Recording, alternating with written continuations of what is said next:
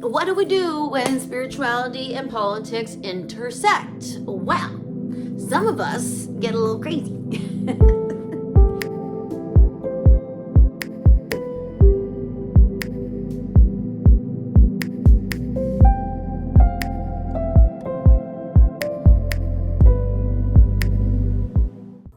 Hello everyone, welcome to our latest video. Today we are actually going to talk about something that I have avoided talking about for 6 years. 6 years, I always do that stuff. 6 years I have avoided talking about politics. I've kind of run around it, but I've avoided actually going, whoop, we're talking about this political feelings right now, because it's feelings. It's so much feelings. When you actually go on Facebook or speak to friends who possibly oppose you or follow a certain ideology at this moment, it is feelings. It is so much feelings. It is backed into a corner. It is us against them. It is there's conspiracies. It is you don't know what's actually going on. Stuff like that. And you know what? So much of it is valid, but so much of it is the hate machine. So much of it is this movement or underground underlying feeling within us that tells us that we have an enemy to fight. And I simply, that's not true. Simply, the enemy that you always fight is you. 110% it's you. Because the only reason you are here is you. It's not anyone else. It's not anything else. It's not even to achieve a certain thing. It's not to appease a certain higher form. It is you. You are the reason that you are on this planet. You are the reason that you jumped into this meat suit. And you are the reason that you chose to do it now. Okay, now, when I say now, what exactly am I meaning? What am I meaning when I talk about that right now, being incarnated into a meat suit on this planet right now is different than it has been in most likely just the past century?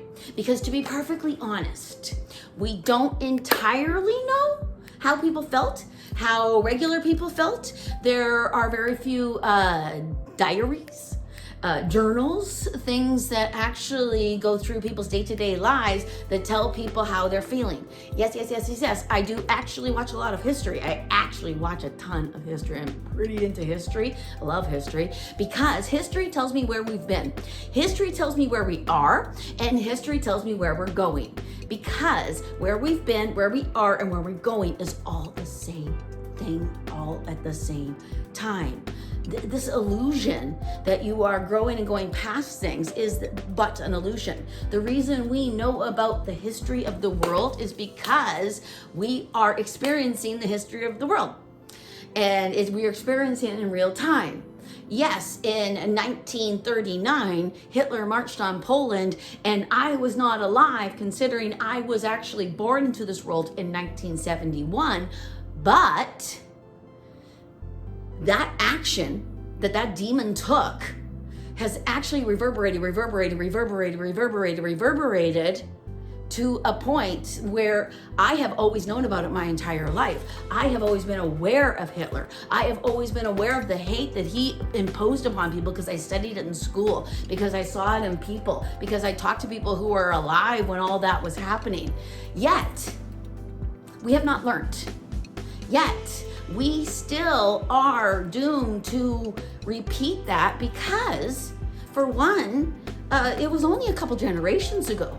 And within our generations on the other side, that is actually where we learn. Each of us comes down here as part of a DNA strand. We jump into a meat suit. We can stay with our DNA strand, or we can be adopted into a new one to bring new life and new energy into that DNA strand. But your DNA strand is quite paramount. Your DNA strand says more about you than when you were incarnated, the people you married, and the flippin' money you made. In fact, actually, the money you make means squat is what you do with your money. That's actually where you gotta look at yourself.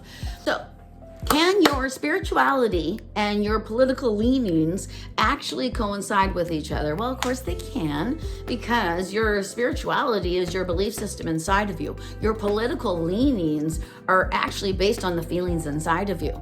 So if you feel judged, if you feel unheard, if you feel as though everything is against you, you're actually going to find ways in which to prove that to yourself. When you feel a certain kind of way, I guarantee you that you can find something in the world to validate that feeling. Absolutely you can. Of course you can, because the feeling is valid. But if you attach yourself, see, we want to talk about non-attachment. If you move more into feelings that actually feed your soul, that make you feel, okay, well, you know what, maybe things aren't so bad, that give you a positive movement, then the positive movement will be what you see more of. The positive movement will actually create a movement of positivity towards you. It is really that simple. And each and every person you meet up with is going through this exact same thing. They just sometimes are stuck in this negative movement. And sometimes that negative movement isn't even based on anything they've done or anything they've chosen. It actually is what they came in on. Some people are actually born into something they have to actually fix. They are born into something that is a hill to climb. Some people are born into horrible situations. That absolutely happens. And their way of digging out of those situations is their spiritual movement. It's their movement to become better human beings. So if you feel that you actually weren't born into that, that you know, things are going really well, you got a handle on things, it is actually up to you to empathize with those people, because they're your brothers and your sisters. They are connected to you. So quit with the judgment. No more judgment, please. Let it go. Do you think you're perfect? Do you in any way, shape, or form think that there's nothing wrong with you?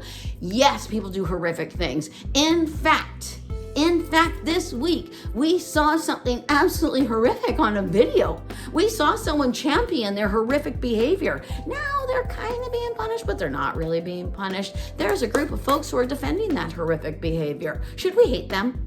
Should we condemn them? Should we say, okay, these guys got to be wiped off the earth because they're the worst? Well, if we do that, are we not inviting them to come back in a higher form? Are we not actually moving into the horrors that they make and become the horrors ourselves? Is not understanding and empathy actually the only way to find peace, calm? What do we do when spirituality and politics intersect? Well, some of us get a little crazy. That was a judgment. No, some of us get in our feels a little bit and maybe don't realize that we are reacting in a paranoid fashion rather than in an informed fashion. That possibly our humanness starts to shine through when we feel like a raccoon. Now, when I call it raccooning, I actually even hear it raccooning in my readings, because a raccoon is fine and wonderful.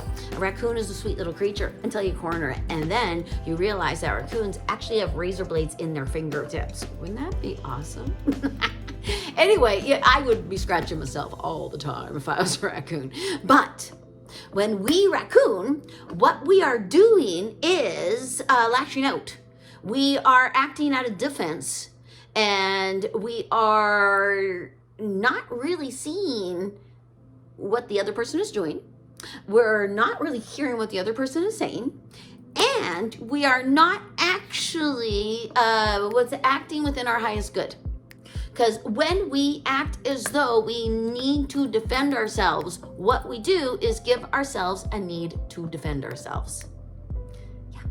So what you believe that you are experiencing is what you will be experiencing. Now, okie dokie, I know that sounds delusional.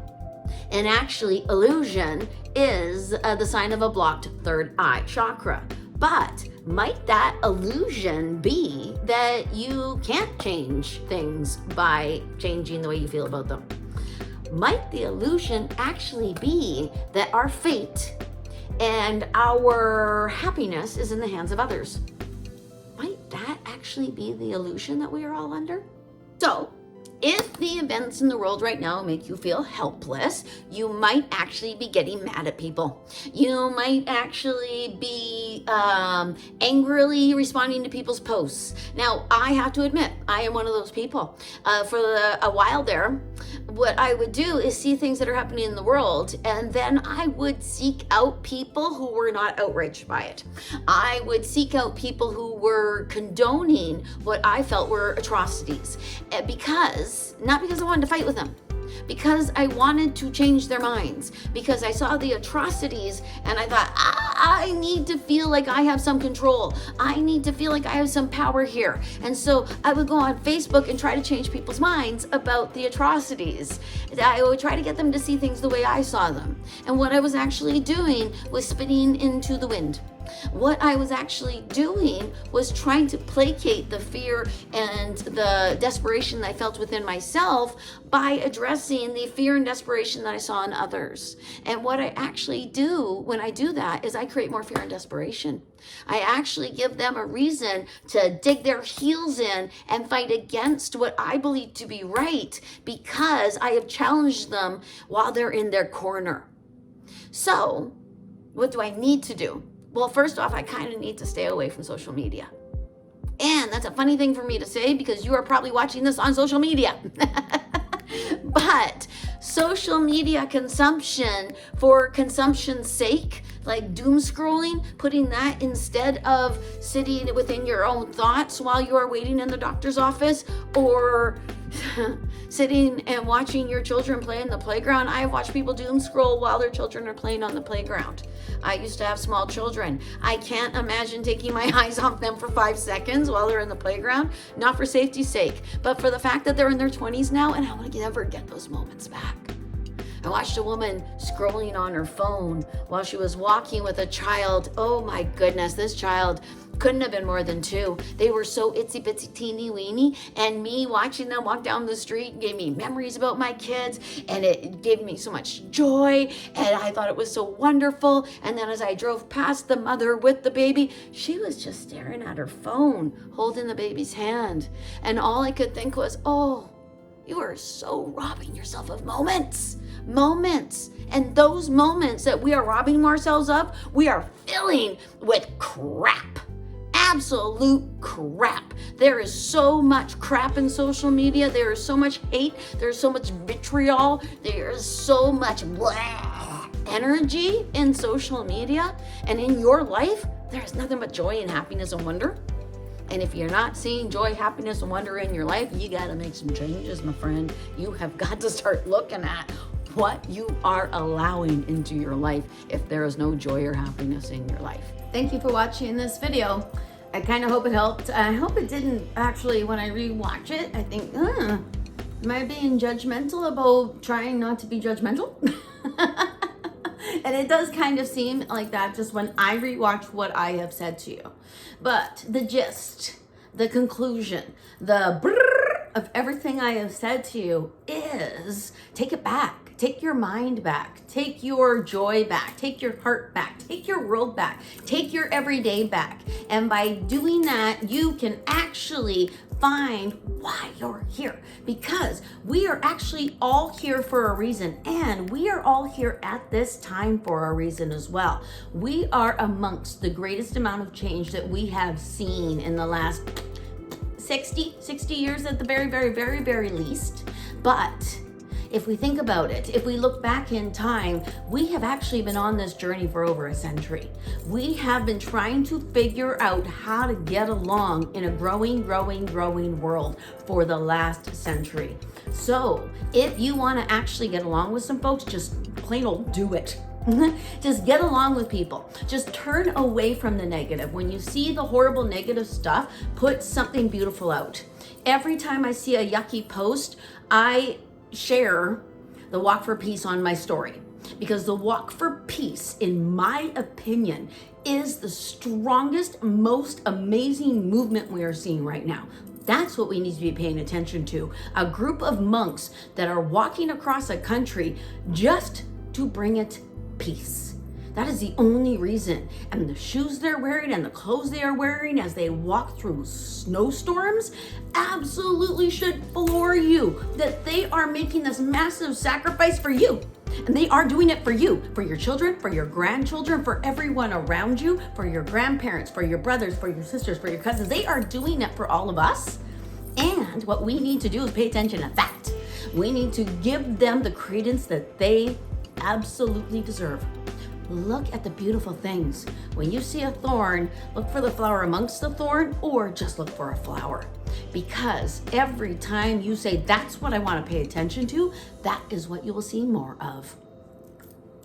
I am Bobbi Rowntree, born medium. I can be reached at BobbiRowntreeBornMedium.com or .ca. I have both. Because why not? Because there's only one Bobbi Rowntree born medium, and it's me, and you're the only you. Sorry, got a little cheesy. I learned that one from Ernie when I was a little girl. I hope that you have a wonderful day today. I hope when faced with blah energy, you actually turn it into energy you want to be part of, or you just turn towards energy you want to be part of. I hope you have a great day. And I hope I do too, because if I have a great day, so will you. Because we're that connected. Namaste.